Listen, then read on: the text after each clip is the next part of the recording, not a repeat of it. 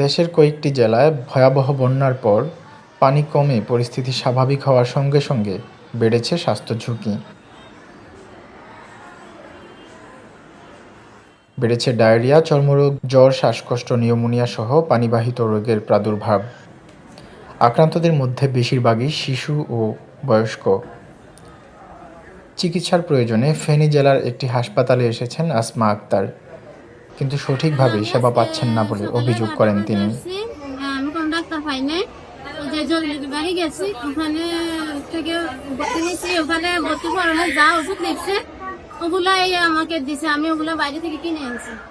হাসপাতাল থেকে ওষুধ দেওয়ার কথা থাকলেও বাইরে থেকে ওষুধ কিনতে হচ্ছে রোগীদের, বলছিলেন ফাতেমা ও ফারহানা আক্তার। খালি পাতলা পায়খানা জ্বর আর বমি, এই জন্য আমরা সব ওষুধ আমরা বাইরে থেকে কিনে গেছি। এটা তুমি খালি ভাইয়া দিছে, স্যালাইন দিছে, আর কিছু পাইনি। জি, বাকি ওষুধ সব কিনে। আজকে সকালে আসছি, বাবুর হালকা কাশি আর পাতলা পায়খানা হচ্ছে।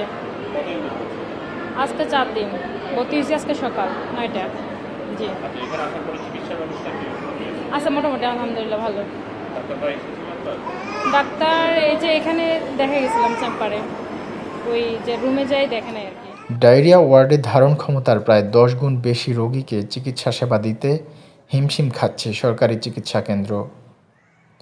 শয্যা সংকটে মেঝে ও ওয়ার্ডের বাইরে চিকিৎসা সেবা নিচ্ছেন রোগীরা।